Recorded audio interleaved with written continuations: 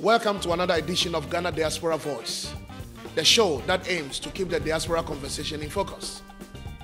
There are changes in the world making things happen faster, and technology is evolving faster than it has ever been.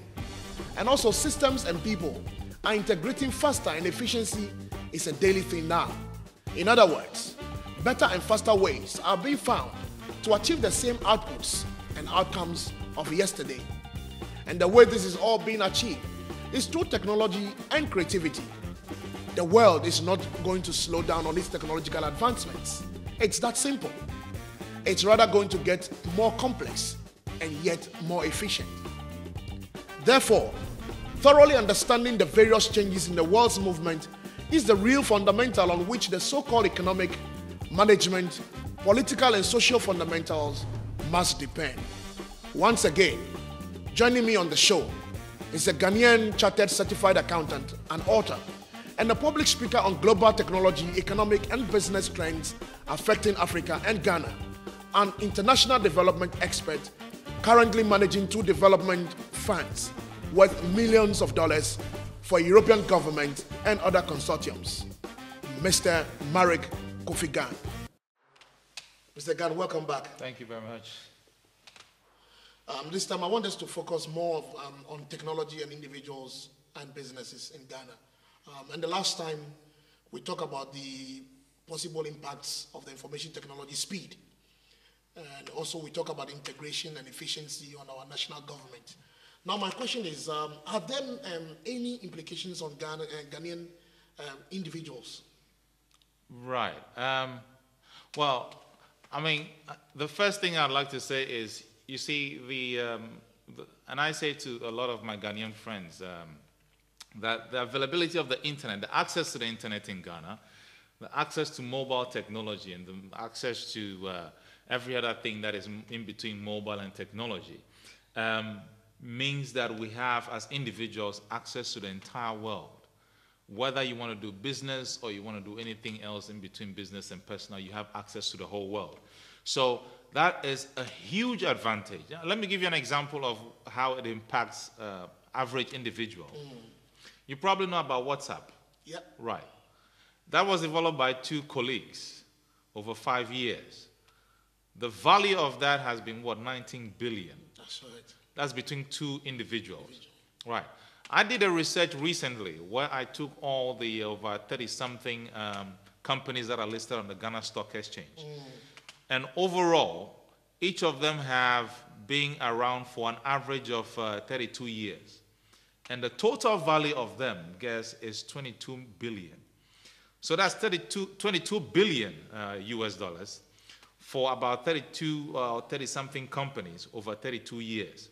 And then you have 2 individuals who've come together as a team because of technology, have churned out an app that has earned them 19 billion over 5 years. Over 5 years. Over 5 years. Compared to the 32. Compared to that. So that is the disparity I'm talking about. So that is the huge advantage that individuals have now. It's an entrepreneurial world now. And really, all you need is a computer and a desk in your bedroom and an internet connection, and you should be in business. That's it. Computer. A computer. And an internet connection. And a table. And the individual is in business. And the individual is in business. If you want to be in business. Well, those are the implications for individuals in Ghana. That's right. So how about businesses? What are some of the implications for businesses also in Ghana? A lot. I mean, I think that one of the big things businesses need to keep in mind now is that with the emergence of technology, competition does not have to be in Ghana. Their competitors are not necessarily other companies that are located in Ghana. Their competitors are other companies that are located elsewhere. For example, if you take the banking, for example, if you ask what is the competition for a bank in Ghana, for example, the competition is not necessarily the bank that is next door. The competition could be a bank that is based in South Africa, but that is delivering services across borders that people in Ghana or people who are coming to Ghana to do business can access. You know, so technology has made competition very widespread. The other thing for businesses to keep in mind is that over time, their reaction speed needs to quicken up, and technology is making that available. So if you're a business and your reaction to your customers is not as fast as they see around, then they'll start changing the companies that they do business with. And these are some of the things they need to keep in mind as businesses. Previously, individuals or customers that are doing business with companies used to feel that you need to be loyal to your company, but there's so much choice now available worldwide that you don't need to be in those places to be able to do business with those companies. So in a manner of speaking, people have a wider choice now. They see what is available out there, and if you're not giving them those choices, they can move on. It's very possible. So, businesses need to take charge and be fast, be quick, and more efficient.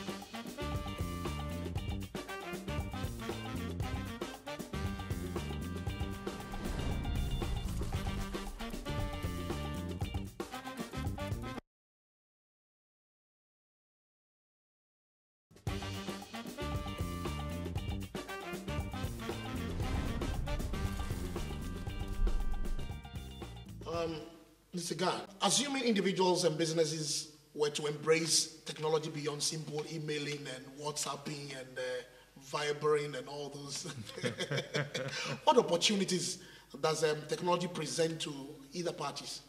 Right. To individuals, like I said earlier, this is the time to be an entrepreneur. Let me give you an example. I am a published author.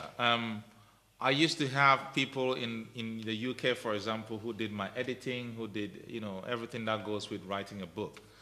Then I chanced on all these websites that have people who are working freelance, that you can just go in there and put up a job and say, hey, I need somebody to design my book cover for me. Now, whereas originally you would have paid something close to £1,000 to have a cover design, you find somebody sitting in India who is happy because they don't have a job but have the skill.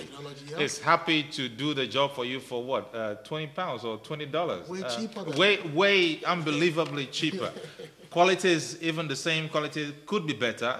So we have an environment now where if you're an individual and you have ideas, you don't need to think about actually renting out a space to have an office and establishing a company, employing people. You can actually employ people virtually. That's right. Who you can send work to. They do work. I mean, my editor, for example, lives all the way in Bahamas. I mean, I just send her my script. She edits my scripts and send them back. Quality is perfect. My publishers are elsewhere. They publish the book, and if you want to buy the book, you just email them directly. So I don't have to do all that juggling. Now, that is the same that applies to everybody now. You can have your own employees, virtual employees, who do all the work for you. So this is an entrepreneur's time. It is a time where if you really have ideas you want to move forward, this is the time. Now, for businesses, for example, and individuals, again, I think there's one crucial development that people need to be aware of. And this is it. The market, what we call the market, has changed. Whereas originally the market is somewhere you take your stuff to and sell. Now the market is a virtual space out there in the atmosphere. And there's another fascinating thing about the market as we know it now. And this is what it is. Everything that that could not be sold physically before can now be sold on the internet. Anything and everything can be sold on the internet. So things you used to have around you that you think, oh, if you had a chance, I would sell this, but wasn't possible. It's sellable now on the internet. All you have to do is to take a photo and say, this is what it is I'm selling. If somebody wants to buy it, they'll buy it. Okay.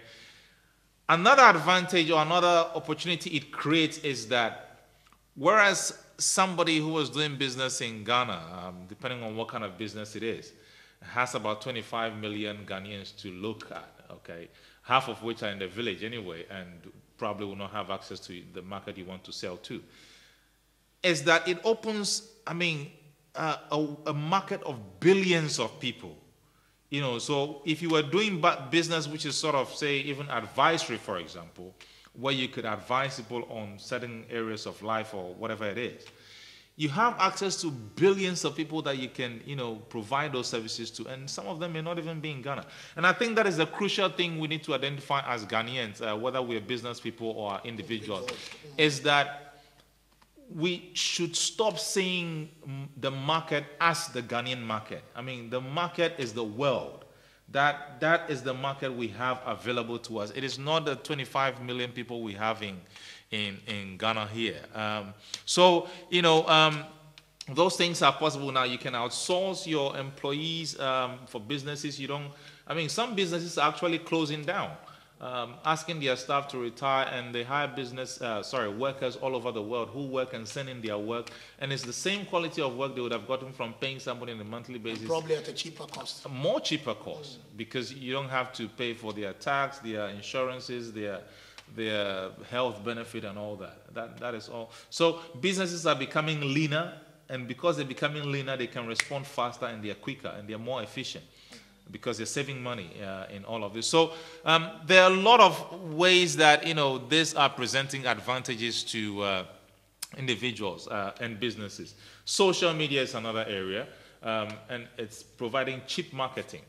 And personalized marketing, because then you are in touch with the people you want to sell your products to or sell your services to. And that is having a greater impact than the traditional advertising. It's sad to say that we still do traditional advertising here and less of social engagement here. Not a lot of people or businesses in Ghana have a social presence, and that's sad.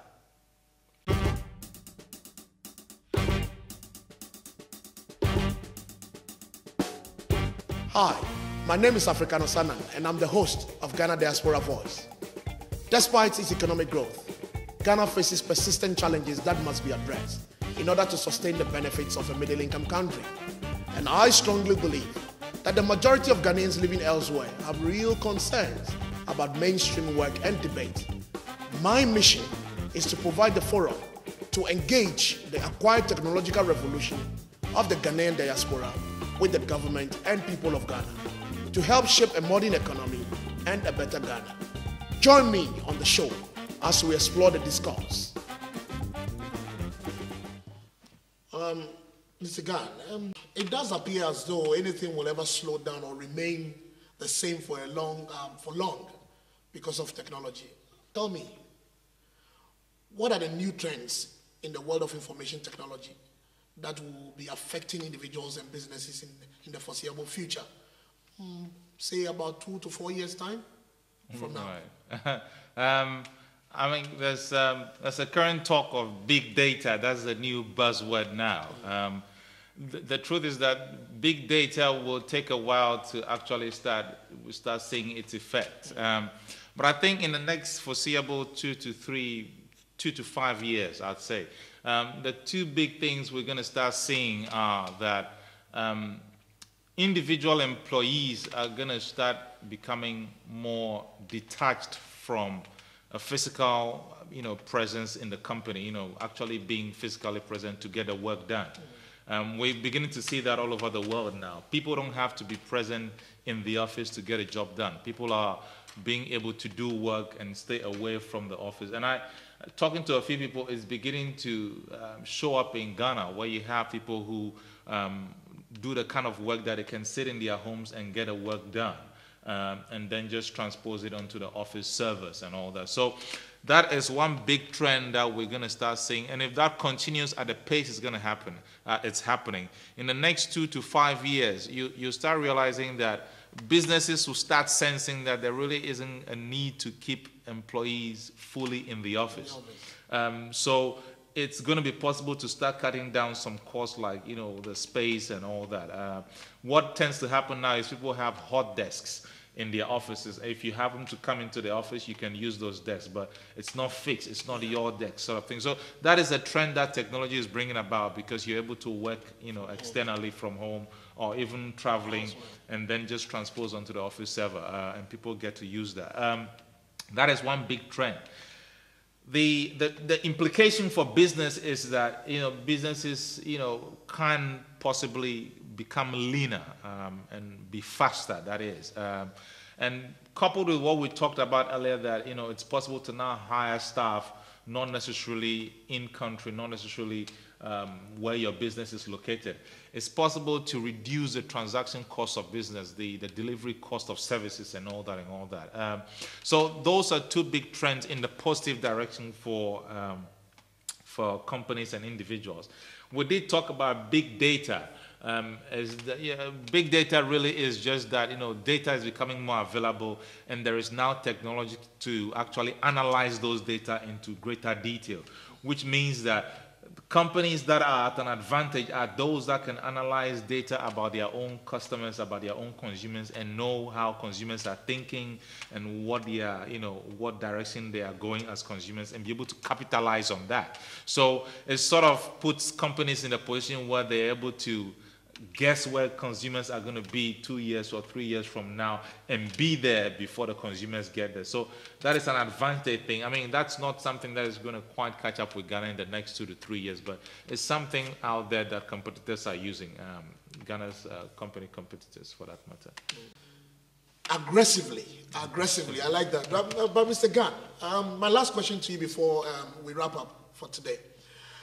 What would you say is the one motivation we should ride on as a nation to embrace technology aggressively? Aggressively. I think the one motivation. That one motivation. I mean, that shouldn't be difficult to come by. I think the beautiful thing again about technology is that it's the one mechanism that can help us get to the level of attainment we need to get to as a nation by overriding the deficiencies we have in, say, our infrastructure, our governances, and all our educational, structures and all that. So that's what technology can help you do. It can take nothing and make something out of it, or it can take the worst thing possible and make something good out of it. So I think that motivation we should have is that if we get engaged with technology, it will help us position ourselves where we ought to have been 50 years or how many years prior, okay? It can help us locate ourselves at that point by overlooking all the deficiencies we currently have. Now, it doesn't mean we shouldn't still engage with, building our infrastructure, our governance systems and all that, but all I'm saying is that it gives us a push so that, all those disadvantages we currently have don't hold us back even further. And I think that is one strong motivation we should have to engage thoroughly with technology, because of a surety it will get us where we should be getting, or at least close to where we should be getting, in spite of all the deficiencies we have in our, all our infrastructures and governance. Thank you very much. Thank you.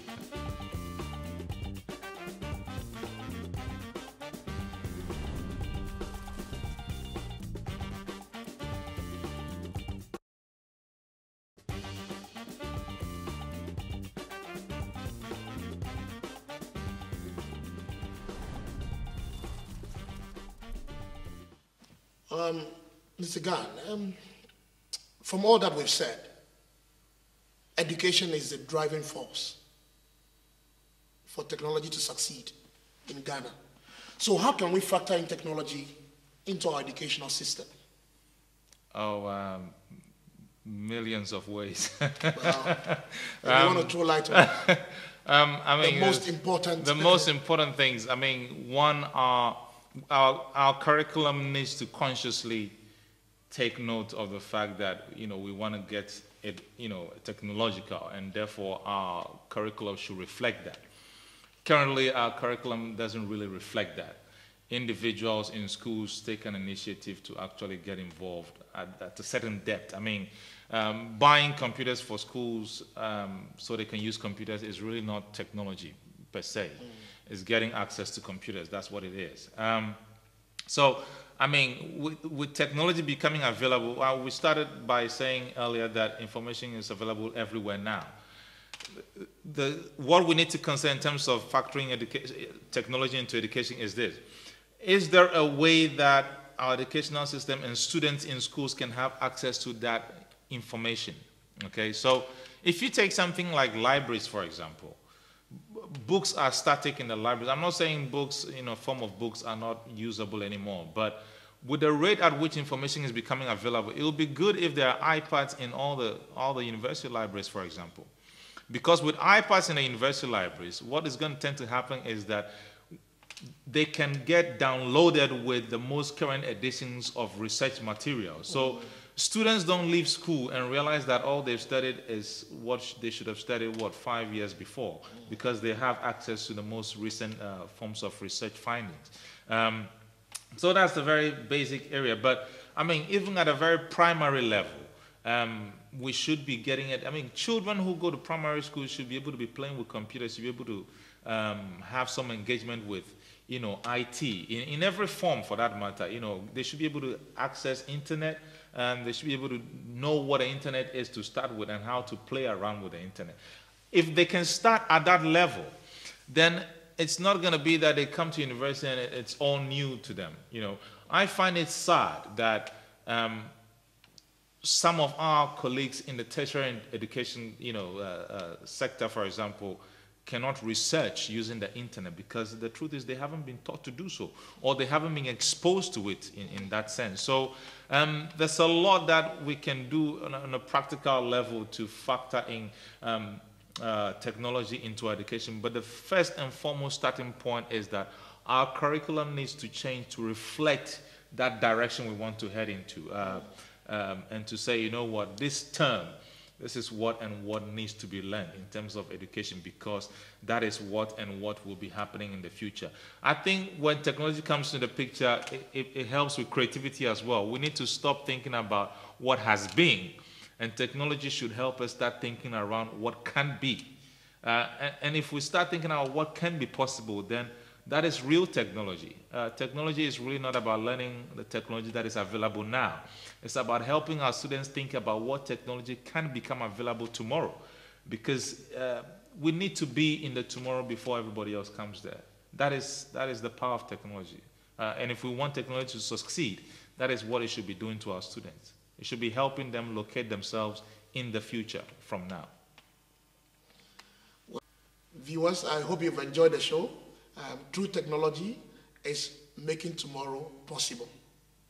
Thank you very much, Mr. Gane. Thank you. Hopefully we'll get to do this again. I hope so.